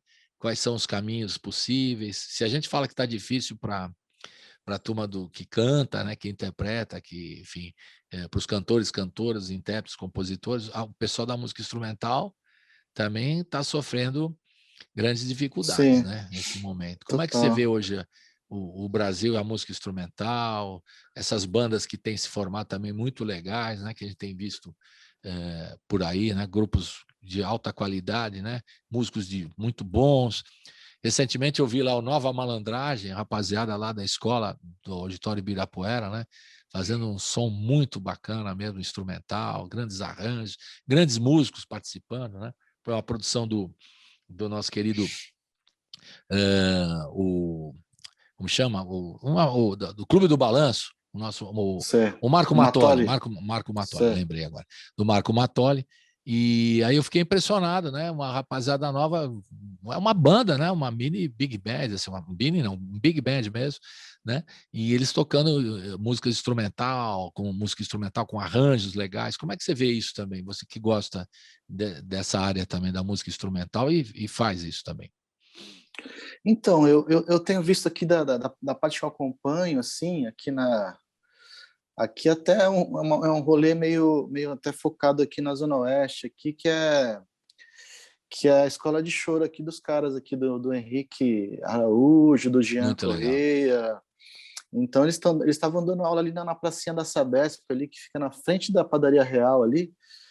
Então, e são aulas gratuitas, né? Não sei como é que está agora com a pandemia, mas antes da pandemia eles tinham começado já o projeto, né? Eles queriam patrocínio e tal, não conseguiram. Eles falaram, vou começar primeiro e depois que a gente tiver um tempo a gente tenta de novo o patrocínio. Então, o que eu vejo é se formar uma turma de choro aqui muito forte, assim, justamente porque os melhores chorões decidiram compartilhar o conhecimento com as pessoas da cidade inteira de maneira gratuita, né? Então, são músicos de um nível altíssimo, né? Assim, se tratando de Brasil, que a gente já sabe que o nível é alto, e eles estão nesse patamar, né?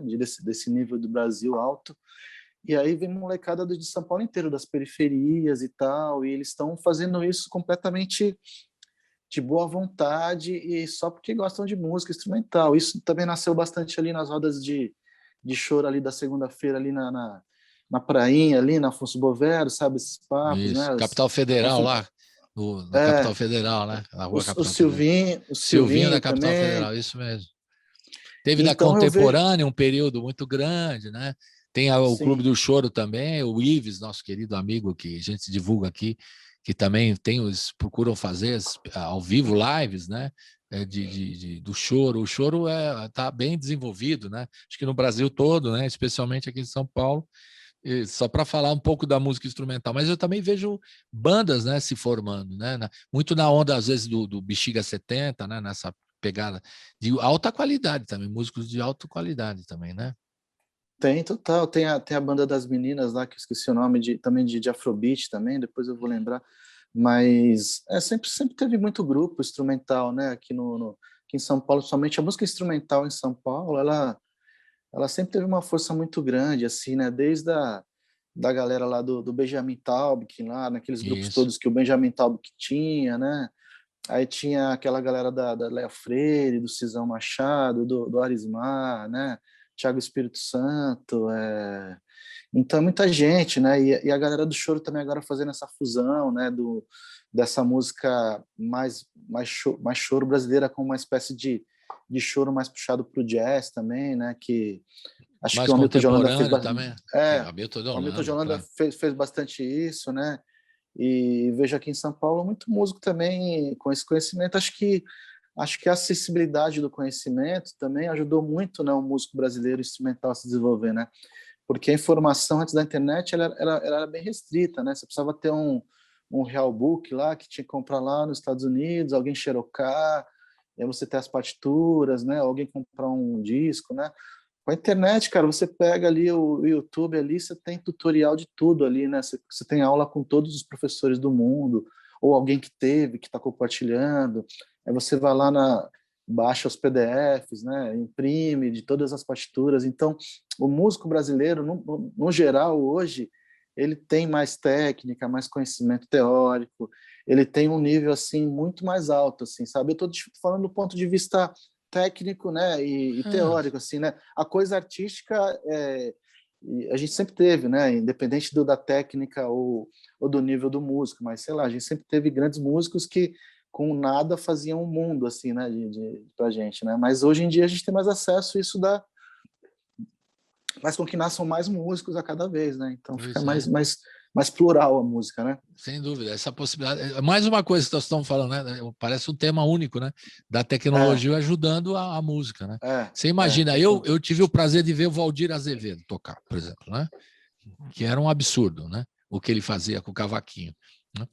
E imagine se hoje ele tivesse alguém tido a ideia de pegar todo o trabalho dele e desenvolver num tutorial ele explicando como é que ele fazia, como é que ele tocava, enfim, toda a técnica dele de solar o cavaquinho, né, por exemplo, seria de grande utilidade, né? Mas aquilo lá, quem viu, olhava, né? Porque você aprende muito músico, daqueles músicos também mais antigos que aprendia olhando o outro tocar, né? Sim. Espelhando, né? Olhando, né? Espelhando lá, o cara que faz aprendendo os caras a tocar. E imagine se tivesse essa tecnologia hoje em dia para você entender melhor esses grandes músicos, né?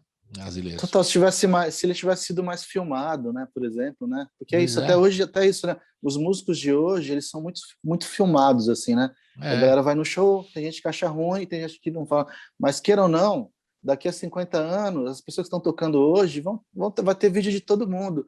Aí falando de tal, não tem vídeo, tem imagem. Veja como é que ele fazia, mesmo que ele fazia aqui. E pode ser o cara mais desconhecido, vai ter imagem do cara, entendeu? Porque a gente tem mais acesso a isso.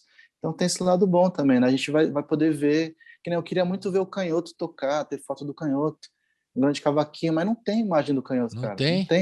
Não tem. Gravação do Jacó do Bandolim, não tem ele tocando. Tem uma imagem dele. Esse dia eu falei outro dia para um amigo meu, ele escreveu uma crônica sobre isso. Sim, não tem uma imagem dele assim, mas você não tem o som dele. Então você não sabe como ele palhetava o bandolim, o Jacó. Porque não tem o som dele, as gravações dele, quem viu ao vivo, né?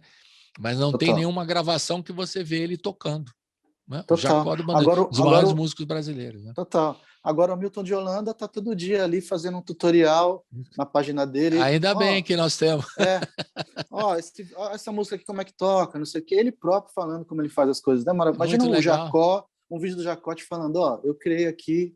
O Noites Cariocas, olha como eu fazia. Foi assim, eu comecei brincando aqui, aí saiu aqui, Imagina, é o que o Hamilton está fazendo, então Muito é legal. isso aí. Imagina como, E o como João nível não Bosco está sobe. fazendo agora, né? Como eu te falei, né? O João Bosco está fazendo Imagina também. como o nível não sobe, né? Porque a gente está tendo acesso à informação, né? Então, é o lado bom e ruim da internet, né? A democratização, só que tem um lado que a gente também fica preso também, de novo, a uma plataforma, um Facebook, um Zuckerberg, a não sei o quê. Mas é o jogo, né? É o dilema das redes, que eu sempre falo aqui, né? Eu acabo falando. Total. Agora, fala um pouquinho, só para quem não sabe, você já esteve aqui comigo, já contou sua história, rapidamente, a sua história toda aqui, Rodrigo, quando é que você começou a tocar e o que te despertou para a música, né? Que é uma pergunta meio bem óbvia, né? Mas ela mostra a sua memória afetiva e a sua formação. Que às vezes tudo que você gosta de fazer, o que você faz muito bem, o seu som, vem de toda aquela coisa que vem, né? Atrás de você, do que você ouviu, das experiências, das influências, dos discos ouvidos, das pessoas que você viu tocar e que você ficou impactado. Como é que foi essa sua formação? Então, acho que principalmente o bairro que eu me criei ali, né? Eu nasci em Conchas, no interior de São Paulo, mas aos 3 anos eu fui para São Mateus, aqui é um bairro da periferia aqui na Zona Leste, né? E nesse bairro até hoje ele é assim, né? Hoje até mais reconhecidamente assim, né? Ele sempre foi um bairro de samba. Então eu morava numa rua ali e na rua que eu morava tinha um boteco que tinha samba todo sábado, assim. Então os caras ficavam tocando samba, eu ficava jogando bola na rua, às vezes jogando peão, brincando. Só que aquilo sempre me chamava atenção. Em algum momento eu abstraía da brincadeira e ficava lá absorvido pelo samba, então ficava ali vendo aquela batucada, como é que os caras faziam, e um monte de instrumento tocando junto, aquele som, né, repique de mão, tantã, cavaco, banjo, pandeiro, então aquilo a princípio foi o que me despertou para a música, né, e na época o que rolava era aquele pagode, a primeira geração do pagode que nasceu no Cacique de Ramos, com as invenções do Cacique de Ramos, né, que o Cacique de Ramos é uma espécie de movimento musical também não tão reconhecido, mas ela é uma espécie de tropicália, uma espécie de bossa nova. Uma matriz, né, digamos, uma matriz do samba, né? Porque ele inventou instrumentos, ele inventou maneira de compor, né? Você vê, repique de mão foi um instrumento inventado pelo Birani, que é do fundo de quintal. O tantã foi um instrumento adaptado do bolero pro samba, pelo sereno. O banjo foi um instrumento adaptado do folk americano pro samba pelo Amig Neto, que trocou o braço e colocou um braço de cavaco. Então você tem diversas invenções ali, inclusive invenções de instrumentos, né? Quando você fala, repique de mão, você pensa que repique de mão sempre existiu, né? Mas não foi criado nos anos 70 pelo Birani, no Cacique de Ramos. Então, esses primeiros contatos com essas rodas de samba em São Mateus me fizeram querer aprender a tocar, entendeu? Aí eu primeiro comecei a aprender a tocar tantã, depois aprendi repique de mão, pandeiro, aí depois fui pro cavaquinho, então tudo inspirado por essas rodas de samba que aconteciam naquele boteco ali na minha rua, e que a partir dali eu conheci o fundo de quintal, aí do fundo de quintal eu conheci Bete Carvalho, Zeca Pagodinho, aí depois voltei mais atrás, conheci Mestre Marçal, Alcandeia, Cartola, Nelson Cavaquinho, né? Aí daí eu fui para Tom Jobim, Milton Nascimento, então, mas tudo começou com aquele interesse ali naquele samba ali que fez com que eu me conectasse com a música ali, né? Então, a partir dali eu sempre quis ser músico, né? E aí eu via o programa do Moisés da Rocha, você que é um radialista. Sim, o samba pé de passagem. Aquela e aí ficava ali total, e eu ficava ali com a fitinha ali, que eu roubava do meu pai as fitinhas de sertanejo que ele tinha. E apagava. Colocava um papelzinho ali para poder gravar, sabe? Eu sei, a cabecinha lá do cassete. Para poder gravar, lá. Põe um durexzinho assim, você colava aí, você podia regravar em cima. Você apagava você apagava o sertanejo do seu pai, punha o samba, é isso? Eu apagava o Chitãozinho Chororó lá do meu pai e botava ali o programa do Moisés da Rocha ali inteiro, ali, com todos os sambas que tocavam ali. E depois ficava ouvindo e tirando os sambas e tal, aprendendo a cantar as letras e tal dos sambas. Então, é isso. E a informação, essa sua formação foi natural, então, né? Muito natural. Ou seja, jogando bola na rua, peão, e aí o barzinho lá tocando, o boteco tocando samba, aí você foi pegando você pelo ouvido, pegaram você pelo ouvido, né? Depois mais tarde eu fui estudar mais formalmente, assim, né? Eu estudei com com o Luciano Sete Cordas, que era um violão de 7 cordas ali do Aí Carvalho. Aí aprendi coisas ali. Depois fui para a Fundação das Artes, que era uma espécie de universidade livre de música ali em São Caetano ali. Aí também fiz o curso da Fundação das Artes, aí para aprender essas coisas teóricas e tal, né? Então, mas eu considero ali aquela roda de samba ali em São Mateus como estopim ali da história, né? A base de tudo. Mas se for jogador de futebol, a formação de base, né? Era a base para você, foi lá. É a base ali, né? Roda de samba. Bacana. É isso. Agora, Rodrigo, o material, todos os seus discos, eles estão todos disponíveis. Eu quero fazer uma discografia completa do Rodrigo Campos. Como é que eu faço? Eu tenho lá, Urbanda está na internet, São Mateus não é um lugar tão longe assim, foi 2009, Passo Torto 2011, 2012, Banda Bahia Fantástica, você disse que vai ter um evento o ano que vem, né? Do Bahia Fantástica. Sim. Passo Elétrico 2014, Conversas com Toshiro 2015, Sambas do Absurdo 2017, 9 Sambas 2018, Meu Samba Quer Se Dissolver Agora, que a gente ouviu o Atraco, que a gente ouviu essas 4 músicas. Está tudo disponível na internet, a gente quer fazer uma discografia de Rodrigo Campos, está fácil. Está tudo lá. Uma pasta, vou botar numa pasta. Tá tudo lá. Esse que é a beleza da internet, pô. Eu tô aqui na minha casa e minha obra tá aí no mundo inteiro, aí para quem quiser ouvir, todinha. Sem ninguém mexer no saco, sem ter que assinar nada para ninguém, sem vender nada para ninguém. Só alma, né? Mas tem esse detalhe, mas você tem que fazer hoje tudo, né, Rodrigo? Você tem que fazer tudo, ser gestão. Você falou da tecnologia, de você aprender a gravar cada vez mais, ser um engenheiro de som também, natural. Tocar todos os instrumentos e também fazer a gestão do próprio trabalho. Hoje o artista tem as suas facilidades, mas também tem obrigações que são pesadas, uma barra pesada, tem que fazer tudo, a gestão da própria obra, o que vou fazer, o que não vou fazer. Você teve dúvidas em lançar no ano passado por causa da pandemia? Eu falei, ixi, não é bom lançar agora, esperar um pouco. Você teve alguma dúvida assim? Não? Então, eu não tive, porque é o seguinte, eu comecei a fazer por causa da pandemia isso, entendeu? Porque se não fosse a pandemia, eu não teria feito, eu teria esperado mais um pouco e gravado um disco inteiro, sabe? Esse ano aqui, por exemplo, se não tivesse pandemia, talvez esse ano eu começasse a gravar um outro disco inteiro, assim, 10 músicas, 12 músicas, né? Mas por causa da pandemia, eu falei, não, eu quero fazer alguma coisa, porque justamente não tem trabalho, não tem nada, eu quero continuar produzindo, né? Não quero pirar aqui em casa, né? Eu vou ficar sem dinheiro ainda louco, pelo menos eu fico sem dinheiro e são. É o papo da saúde mental que falamos logo no comecinho do programa. A gente está no finalzinho. E exatamente. A gente vai ouvir agora, no finalzinho, né, o Sambas do Absurdo, com a Jussara. Fala um pouquinho desse projeto, né? Que foi um disco que você lançou em 2017, mas eu tenho aqui uma gravação, Ladeira, né? A gravação que eu acho que é de 2021, você me corrija se é ou não. E que a gente vai ouvir agora no final. Fala um pouquinho desse trabalho com a Jussara, com a Gui e tal. O Sambas do Absurdo é um projeto que eu, Gui Amabis e Jussara Marçal lançamos em 2017, como você disse, inspirado no livro do Camus chamado O Mito de Sísifo, que é um livro que fala sobre o absurdo, né, e tal, essa teoria do absurdo, falta de sentido da vida e tal. Então a gente fez um disco todo, as músicas são minhas, as letras são do Nuno Ramos, e aí a gente lançou esse disco, gostou muito, a gente fez coisas interessantes, a gente fez até a família do Camus veio para o Brasil em 2019 e fez os 70 anos da vinda do Camus ao Brasil, né? O Camus fez os lançamentos do livro dele aqui no Brasil também, né? Conheceu Dorival Caymmi, conheceu um monte de gente. Então, e a família dele ouviu o nosso disco e falou, pô, tem uma banda no Brasil que fez um disco inspirado no Mito de Sísifo, a gente queria que eles tocassem e tal. Então, foi um evento feito na Casa das Rosas, com parceria com o Sesc, e a gente tocou e tal.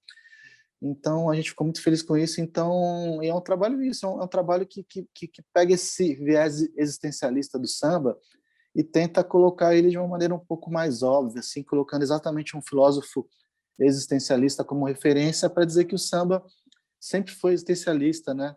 Até antes do Camus e do Sartre, o samba já era existencialista.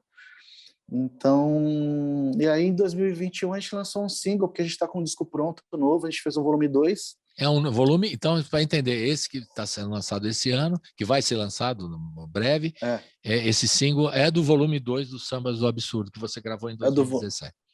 Então, exatamente, a gente já lançou uma primeira, que é o Ladeira, que é uma parceria minha com o Romulo Frois, que é o single que inaugura esse novo trabalho do Sambas do Absurdo, que vai ser lançado agora esse ano ainda.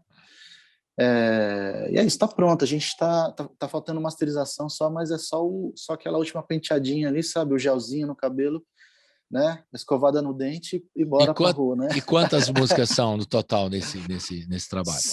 São 8 também. A primeira foi 8 e a gente manteve essa conta de 8 canções. E a gente vai ouvir então agora no final o Ladeira, que faz parte desse novo projeto Sambas do Absurdo. E aproveitamos já para indicar, né, ver esses documentários do Albert Camus, né, que é bacana, tem um monte de coisa legal. Coisa legal, que tem aí histórias dele, ficções, documentários, né? A questão do futebol, né, a paixão dele pelo futebol, que é muito curioso também entender, né?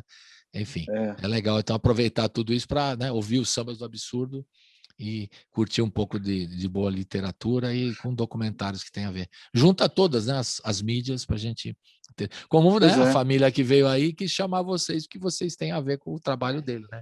Muito legal. Total, foi muito legal. Legal, então, Rodrigo Papo, vamos mandar aqui um abraço entre nós aqui, um abraço virtual, mas aquele abraço realmente, né? E aguardando vocês em breve no estúdio, se der tudo certo, né? Para a gente se encontrar ao vivo. Saúde para você, para a família toda, né, Rodrigo? E que siga aí nos trabalhos. A gente vai anunciando e vai colocando aqui na programação os novos singles duplos, né, como queiram. Maravilha. Do Rodrigo Campos. E a gente dá um abração para você e até a próxima. Nos vemos. Até já, Colibri. Obrigado, hein? Falou, querido. Beijão, até cara. Mais. Feliz você demais. também. Até já. Tchau. Tchau, tchau. Valeu.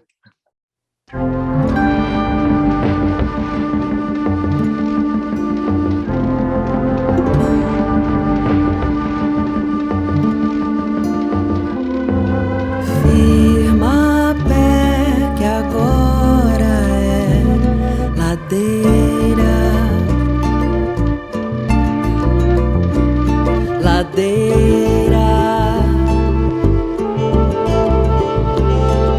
Muda a rua, muda o chão, não muda a cidade.